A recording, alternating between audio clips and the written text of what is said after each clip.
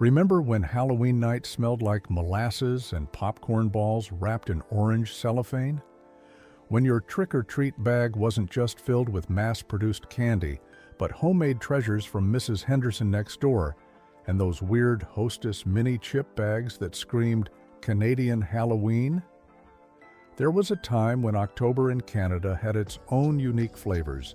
Church basement punch bowls fizzing with lime sherbet, Macintosh's wig-wag bars, and candied apples handed out warm from kitchen doors. Today we're unwrapping 20 lost Canadian Halloween foods and drinks you'll never taste again. These weren't just treats. They were the taste of neighborhood trust, community spirit, and a simpler time when homemade meant heartfelt. From molasses taffy pulls to those mysterious orange drinks at school costume contests, which ones filled your pillowcase? Let's dive into the sweetest memories Canada forgot. 1. Homemade popcorn balls. Those orange cellophane-wrapped spheres of joy were the crown jewels of 1960s and 70s Canadian Halloween. Picture Mrs. McLeod in her Winnipeg kitchen the night before Halloween, sleeves rolled up, stirring a massive pot of molasses syrup while kernels of popped corn waited in her biggest mixing bowl. These weren't just snacks, they were edible proof that someone cared enough to spend their evening making treats for the neighborhood kids. Every small town from Moose Jaw to Moncton had at least 3 houses known for their popcorn balls. They'd wrap them in orange or clear cellophane, sometimes with a little ribbon, and stack them in baskets by the front door. Kids would bite through the sweet, sticky coating to reach the crunchy corn inside, getting molasses under their fingernails and orange cellophane stuck to their costumes. The tradition died hard in the 1980s when razor blade scares and stranger danger paranoia made parents suspicious of anything homemade. Suddenly, that labor of love became a liability risk, and the popcorn ball quietly disappeared from Canadian doorsteps forever. 2. Candied apples at the door. Nothing said harvest time like a ruby-red candied apple handed out warm from a prairie farmhouse door. These weren't the caramel apples you'd find at fall fairs. These were whole apples dipped in hard candy coating that cracked between your teeth with a satisfying snap.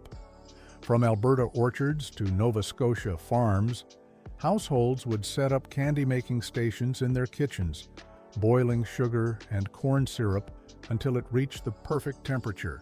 The apples came from backyard trees or local orchards, each one hand-selected and carefully cleaned before being dipped in the molten red coating. Kids approaching these houses knew they were in for something special. The smell of hot sugar and apples would drift from open kitchen windows, mixing with the crisp October air. But by the mid-1970s, the same safety concerns that killed popcorn balls claimed candied apples, too. Parents worried about unwrapped produce, and schools started sending home lists of safe Halloween treats that specifically excluded fresh fruit. The warm, sticky magic of door-to-door candied apples became another casualty of changing times. 3. Macintosh's Wig-Wag. Before there was Twix, Canadian kids had Wig-Wag, a braided caramel masterpiece coated in milk chocolate that stretched longer than most Halloween candy bars. Macintosh's introduced this beauty in the 1970s, and it quickly became the treat that separated Canadian Halloween bags from their American cousins. The bar's distinctive lattice pattern made it perfect for sharing. You could bite off sections and still have plenty left, or stretch it out and pretend to sword fight with friends before devouring it. Corner stores across Canada featured Wig-Wag in their Halloween displays, and the treat-size versions found their way into countless mixed bowls at house parties and school events. TV commercials showed kids pulling the caramel apart with exaggerated stretches, emphasizing how much fun you could have with your food. But Wig-Wag fell victim to corporate consolidation in the 1980s.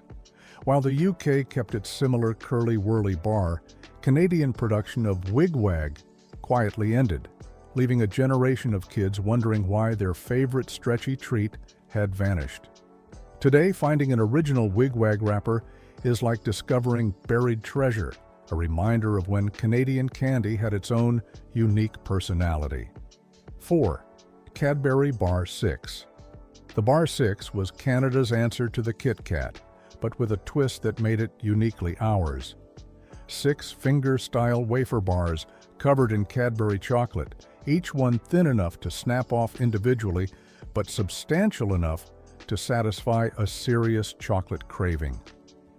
Throughout the 1970s, you'd find Bar 6 on every corner store end cap and in every drugstore candy aisle from St. John's to Victoria. The bars came wrapped in distinctive purple foil that caught the light under fluorescent store displays, and treat-sized versions regularly appeared in Halloween mixed bowls across the country. What made Bar 6 special wasn't just the taste, it was the ritual. Kids would carefully break off one finger at a time, making the experience last as long as possible, or challenge friends to see who could eat all 6 fingers the fastest. The chocolate-to-wafer ratio was perfectly balanced, with just enough crunch to make each bite satisfying. But by the mid-1980s, Cadbury was consolidating its product lines, and Bar 6 became expendable. The company quietly discontinued it, focusing instead on more internationally successful bars. Canadian kids who grew up with Bar 6 suddenly found themselves reaching for empty air where their favorite treat used to be, another victim of corporate efficiency over local tradition. 5. Loney's Rum and Butter. This was the chocolate bar that made Canadian kids feel sophisticated. Milk chocolate filled with rum-flavored cream that tasted just adult enough to be exciting. Loney's Rum and Butter bars had a devoted following throughout the 1970s and 80s, especially in Quebec and the Maritime provinces, where rum had historic cultural significance. The bars came in elegant gold foil wrappers that felt premium compared to other candy packaging, and they often appeared in variety packs that made their way into Halloween bowls. The rum flavoring wasn't overwhelming, just enough to make kids feel like they were tasting something forbidden, while parents smiled knowingly at the artificial flavoring. Adults often bought them for themselves, too, making Rum and Butter one of the few Halloween candies that appealed to multiple generations. Corner stores would stock them year-round, but Halloween was when they really shined, nestled between more conventional chocolate bars in mixed treat bowls. When Nestlé took over Loney's operations in the 1990s, Rum and Butter was among the casualties of portfolio streamlining. The last bars disappeared from Canadian shelves in 1996, taking with them a small piece of our confectionery sophistication and leaving behind only memories of that distinctive rum-tinged sweetness. Telling and preparing this video took us a lot of time, so if you are enjoying it, subscribe to our channel. It means a lot to us. Now, back to the video. 6. Hostess Mini Chip Bags. Before Lay's conquered Canadian snack aisles, Hostess potato chips ruled Halloween trick-or-treat bags with their distinctively Canadian flavors and that unmistakable red and white logo. These weren't just any chip bags. They were tiny treasures that screamed, "Made in Canada," louder than any maple leaf. From the late 1970s through 1995, finding a Hostess mini bag in your pillowcase meant you'd hit the jackpot of Canadian Halloween treats. They came in all the classic flavors that defined Canadian snacking: salt and vinegar that could make your eyes water, regular that actually tasted like potatoes, and the Holy Grail, ketchup chips that existed nowhere else in the world. Parents buying Halloween candy would specifically seek out the Hostess variety packs because they knew kids would trade 3 chocolate bars for one of those little ketchup chip bags. The bags themselves were perfectly sized for small hands, and the crunch was always perfect. Never stale, never oversalted, just pure Canadian chip satisfaction. But in 1996, Frito-Lay acquired Hostess and rebranded everything under the Lay's banner. Overnight, a piece of Canadian snack culture vanished, replaced by American-style packaging and flavors. The Hostess logo disappeared from store shelves, and with it went a distinctly Canadian Halloween tradition that connected kids from coast to coast. 7. Popeye Candy Cigarettes. Nothing captures the weird innocence of 1960s and 70s Halloween like chalky white candy sticks designed to look like cigarettes, complete with red-painted lit tips. Popeye Candy Cigarettes were a fixture at corner stores and appeared regularly in Halloween treat bowls despite, or perhaps because of, their controversial design. Kids would pretend to smoke them, puffing out invisible clouds while the chalky candy dissolved on their tongues. The boxes looked exactly like real cigarette packages, complete with health warnings that nobody took seriously because, well, they were candy. Parents of the era saw them as harmless fun, a way for kids to imitate adult behavior without any real consequences. They were cheap, they lasted longer than most candy, and they came with the added entertainment value of role-playing. But by the 1980s, growing awareness of smoking's health dangers made these treats increasingly uncomfortable for parents and educators. Anti-smoking campaigns targeted anything that might normalize cigarette use, and candy cigarettes found themselves in the crosshairs. Health Canada eventually forced manufacturers to remove the red tips and rebrand them as candy sticks, stripping away the very feature that made them appealing to kids. The original Popeye Candy Cigarettes vanished from Canadian stores, leaving behind only sanitized versions that nobody wanted, and a reminder of how drastically social attitudes could change in just a decade. 8. School Gym Witch's Brew, Punch. Every Canadian kid who attended a school Halloween party in the 1970s or 80s remembers the same thing: a massive glass punch bowl filled with fluorescent green foam that bubbled and frothed like something from a mad scientist's laboratory. This was Witch's Brew, the official drink of Canadian school Halloween celebrations, made from the simple but magical combination of lime sherbet and ginger ale. The recipe was so universal, it might as well have been written into the Canadian Education Act. Schools from Yellowknife to Halifax followed the same ritual. Fill the biggest glass bowl you can find with scoops of lime sherbet, pour in bottles of Canada Dry ginger ale, and watch kids line up with paper cups to sample the fizzy, sweet concoction. The drink would foam and bubble for hours, maintaining its spooky appearance while delivering just the right amount of sugar to fuel a gym full of costumed kids.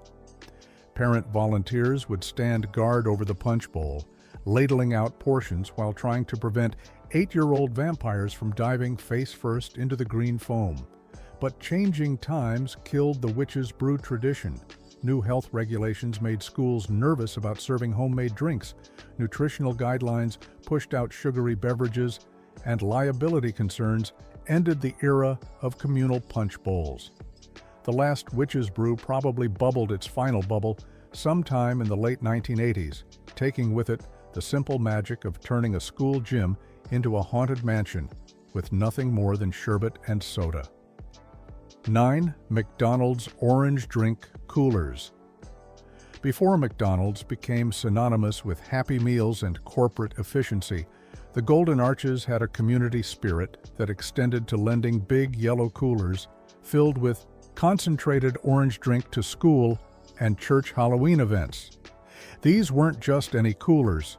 They were official McDonald's equipment, complete with the company logo and specially formulated high-C-style orange drink that tasted like liquid sunshine, mixed with artificial happiness. Throughout the 1970s and 80s, community organizations could borrow these coolers for events, and McDonald's would even provide the drink concentrate. The orange beverage had a distinctive taste that was somehow both tangy and sweet, with a color so bright it seemed to glow under gymnasium lighting. Kids would line up with paper cups, and the drink would inevitably stain costumes, fingers, and anything else it touched with that unmistakable McDonald's orange. The coolers became as much a part of Canadian Halloween events as costume contests and apple bobbing. But McDonald's community outreach programs evolved in the 1990s, focusing more on direct restaurant promotions than equipment lending. The orange drink formula changed, the cooler program ended, and another piece of Canadian Halloween tradition quietly disappeared. Today, kids at Halloween events drink bottled water or juice boxes, never knowing the simple joy of that fizzy orange elixir that once connected McDonald's to community celebrations across the country. 10. Peanut butter marshmallow squares.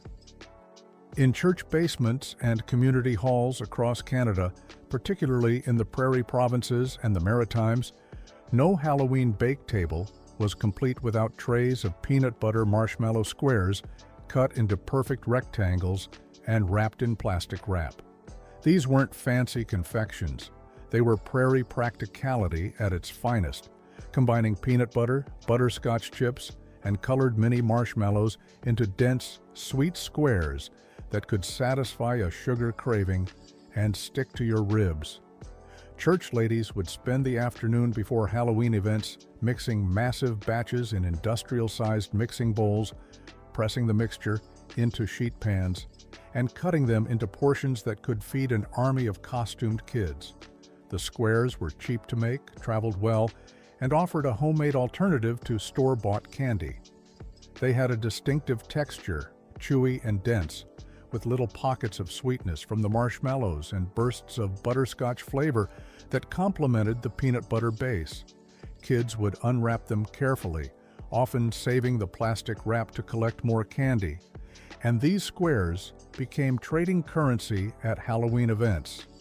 But the rise of severe peanut allergies in the 1990s marked the beginning of the end for these beloved treats.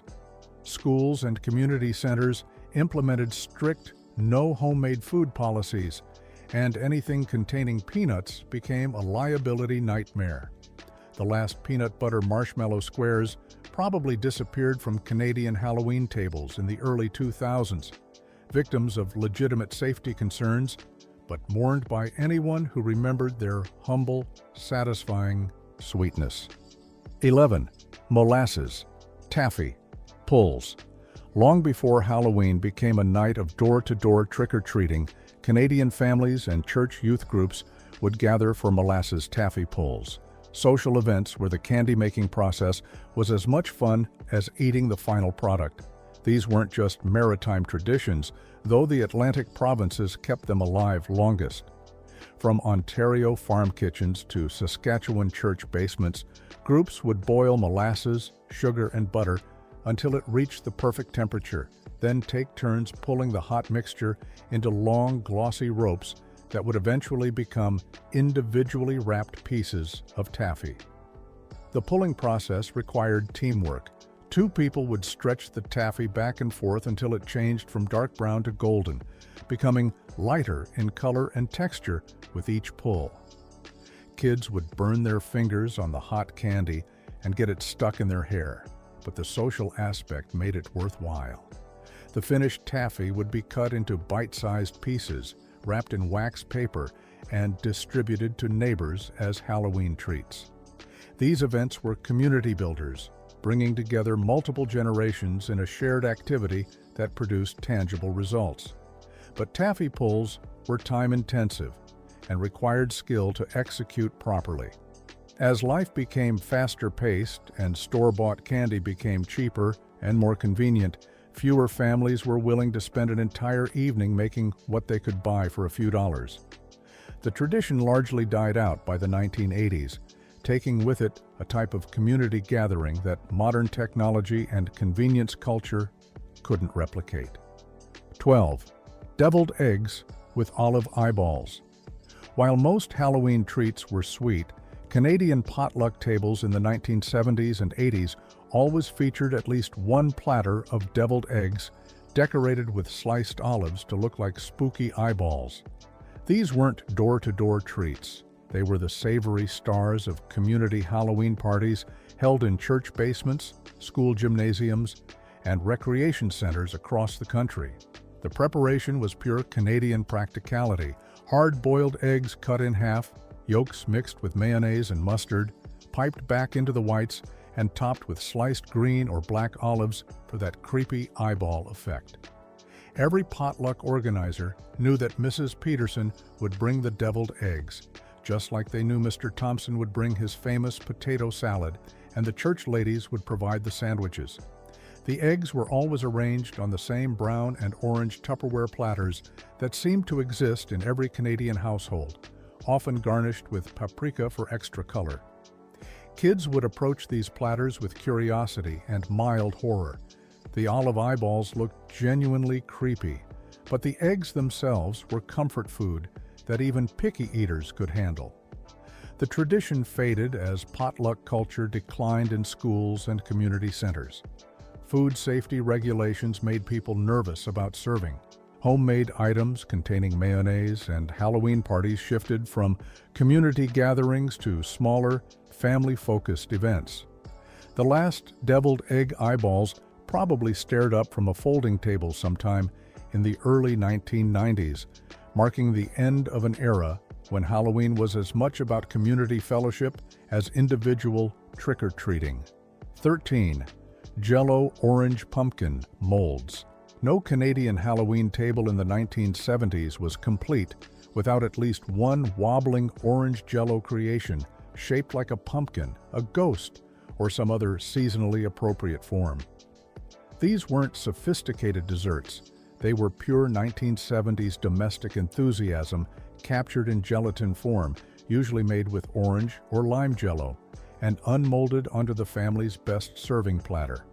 Homemaker magazines featured Jell-O mold recipes every October, promising that these simple desserts would be the centerpiece of any Halloween gathering. The molds themselves were works of art, intricate plastic or aluminum forms that would create detailed pumpkin faces or ghostly shapes when filled with the right combination of Jell-O and patience. Making them required planning ahead, since each layer needed time to set properly, and unmolding required the precise application of warm water and prayer that the creation wouldn't collapse. Kids were simultaneously fascinated and repulsed by these wobbling monsters. They looked impressive, but tasted like, well, Jell-O. The orange color was so intense it seemed radioactive, and the texture was exactly what you'd expect from flavored gelatin. But these molds represented something important, a time when parents had the patience and enthusiasm to spend hours creating special treats for community events. As Halloween became more commercialized and parents' time became more precious, the era of elaborate Jell-O sculptures came to an end. The molds gathered dust in kitchen cupboards, and Canadian Halloween tables became simpler, safer, and perhaps a little less magical. 14. Candy corn bulk bin mixes. Before everything came pre-packaged and sealed, Canadian department stores like Woodward's, Eaton's, and Kresge featured penny candy counters where kids could watch clerks scoop orange and black candy corn, licorice all sorts, and other Halloween-themed sweets into striped paper bags. These weren't just candy sections, they were entertainment destinations where the ritual of selection was almost as satisfying as eating the final product. The bulk bins would appear in late September, filled with candy corn that actually tasted like something more than pure sugar. Black licorice wheels that would turn your tongue purple, and orange and black striped hard candies that lasted for hours. Kids would approach these counters with their allowance money, carefully pointing to different bins, while the clerk measured portions on honest-to-goodness scales. The paper bags were twisted at the top with a distinctive technique that made them easy to carry but impossible to open secretly, and the weight of the candy felt substantial in small hands. Department store candy counters were social spaces where kids would compare purchases and adults would reminisce about their own childhood favorites. But changing health regulations made bulk candy problematic. Concerns about hygiene and contamination gradually pushed these counters out of business. Store closures finished the job, and the last Woolco candy scoop probably measured its final portion sometime in the early 1990s. Today's pre-packaged Halloween candy is safer and more consistent. but it lacks the personal touch and sense of abundance that made those department store counters so special. 15. Orange and Black Taffy Kisses. Before brand names dominated every aspect of Halloween candy, Canadian corner stores and small grocers featured bins of seasonal molasses and caramel taffies wrapped in plain orange and black wax paper. These weren't fancy chocolates or imported treats. They were simple, locally made confections that signaled Halloween's arrival as clearly as falling leaves. The taffies came from various small confectionery companies across Canada, each with their own slight variation on the basic recipe of molasses, sugar, and butter. What made them special wasn't sophisticated flavoring or fancy packaging. It was their honest simplicity and the fact that they appeared only in October. Corner store owners would order them by the case and display them in glass jars or open bins, selling them by the piece or handful. Kids would pool their pocket money to buy a small bag, carefully selecting the ones with the brightest wrappers or the most promising shapes. The candy itself was intensely sweet and chewy, with a molasses flavor that was distinctly Canadian, less refined than American caramels, but more satisfying in its straightforwardness. But the consolidation of the candy industry in the 1980s and 90s gradually squeezed out these small producers. Larger companies focused on branded products with longer shelf lives and broader appeal, and the simple orange and black taffies couldn't compete with mass-produced alternatives. The last of these seasonal treasures probably disappeared from Canadian store counters in the early 1990s, taking with them a piece of Halloween simplicity that reflected a more innocent time when candy didn't need a logo to be special. 16. Caramel-dipped popcorn cones. In the days when neighbors still trusted each other, some Canadian households would spend Halloween afternoon making paper cones filled with fresh caramel popcorn, a treat that combined the comfort of homemade with the spectacle of carnival food. These cones were labor-intensive projects that required timing, patience, and a genuine desire to make trick-or-treaters happy. The process started with popping corn in large batches, then making fresh caramel on the stovetop, not the kind from a jar, but real caramel made from sugar, butter, and cream that would fill the kitchen with the smell of autumn. The popcorn would be drizzled with warm caramel and mixed by hand, then scooped into brown paper cones that were twisted at the bottom to prevent leaks. Each cone represented about an hour of work, from popping the corn to wrapping the final product, but the result was something no store could match. Kids approaching houses known for caramel corn cones knew they were in for something special. The smell would hit them before they reached the front door, and the taste combined the saltiness of fresh popcorn with the rich sweetness of real caramel. But these treats were among the first casualties of the stranger danger panic that swept Canada in the early 1980s. Anything homemade and unsealed became suspect, and parents started warning kids away from unwrapped treats. The last caramel popcorn cones probably appeared on Canadian doorsteps around 1982, marking the end of an era when Halloween was about generosity rather than suspicion. 17. Chocolate milk carton giveaways. Before corporate sponsorship became slick and calculated, Canadian dairy companies would support community Halloween events by providing mini cartons of chocolate milk, a wholesome touch that balanced out all the sugar and artificial coloring. These weren't marketing ploys, but genuine community support, with local dairies donating cases of individual-sized chocolate milk cartons to school Halloween parties and community center costume contests. The cartons featured regional dairy logos that connected kids to their local agricultural economy, and drinking cold chocolate milk in a warm gymnasium became an integral part of the Canadian Halloween experience. Schools would set up tables with hundreds of these little cartons, complete with paper straws that would inevitably get soggy before you finished drinking. The milk provided a welcome break from sugary treats, and helped kids feel more human after consuming their body weight in Halloween candy. Parents appreciated the protein and calcium, while kids enjoyed the novelty of getting chocolate milk outside of lunch period. But corporate sponsorship programs evolved in the 1990s, shifting from community support to direct marketing. Schools also became more cautious about accepting food donations, implementing policies that favored packaged snacks over perishable items.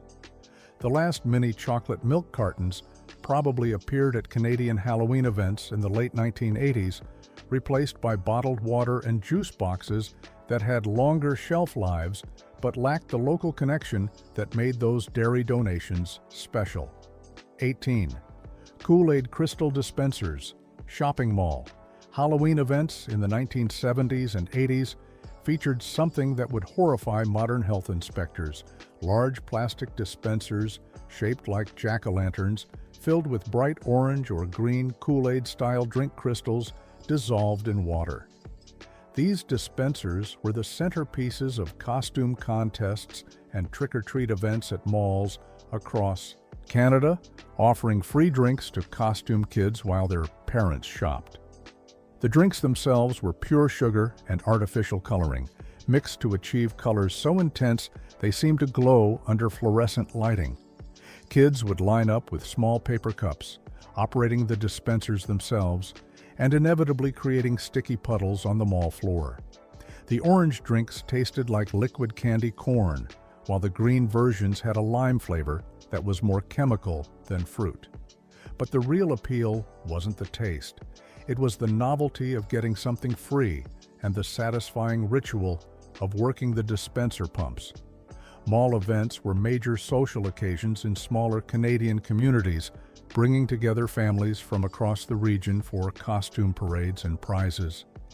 The drink dispensers became gathering points where kids would compare costumes and parents would catch up with neighbors. But mall culture changed in the 1990s, shifting focus from community events to retail efficiency. Open drink dispensers became liability concerns, and bottled beverages offered better portion control and fewer spills. The last jack-o'-lantern dispenser probably pumped its final cup of artificial orange drink in the early 1990s, marking the end of an era when shopping centers tried to be community centers too. 19. Department store donut holes and cider stations. Saturday Halloween shopping at Canadian department stores in the 1970s and 80s included more than just costume buying. Stores like Eaton's, Woolco, and Kmart would set up stations serving fresh mini donuts and apple cider to create a festive atmosphere that kept families shopping longer. These weren't elaborate operations, but simple setups that made shopping feel like a community event. The donuts came from industrial fryers that filled the air with the smell of hot oil and sugar, while large coffee urns dispensed apple cider that was usually too hot for kids and too sweet for adults. Store employees would work these stations in addition to their regular duties, wearing paper Halloween hats and dispensing paper cups of cider alongside grease-stained napkins. The combination of warm donuts and spiced cider created an atmosphere that was part carnival, part community festival, and part retail experience. Kids would convince their parents to just browse the toy aisles while finishing their snacks, extending shopping trips into entertainment events. Parents appreciated the free treats and the chance to rest between departments, while store managers saw increased foot traffic and longer shopping visits. But the decline of department stores in the 1990s ended these festive traditions. Remaining stores focused on efficiency over atmosphere, eliminating anything that didn't directly contribute to sales. The last department store donut probably rolled off a Canadian fryer sometime in the early 1990s, taking with it a type of retail hospitality that made shopping feel like a social event rather than a commercial transaction. 20. Treat mix bowls with defunct bars.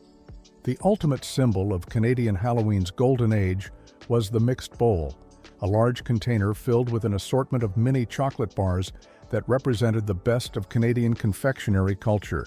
These bowls were works of art, carefully assembled to include Wig-Wag, Bar 6, rum and butter, and other distinctly Canadian treats alongside international brands.